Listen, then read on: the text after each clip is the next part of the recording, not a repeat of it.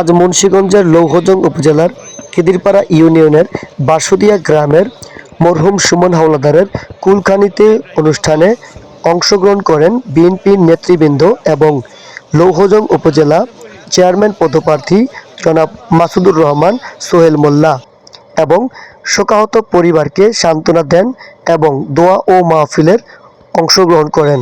দেখতে থাকুন শরীফ মিডিয়ার ক্যামেরায়। ঠিক আছে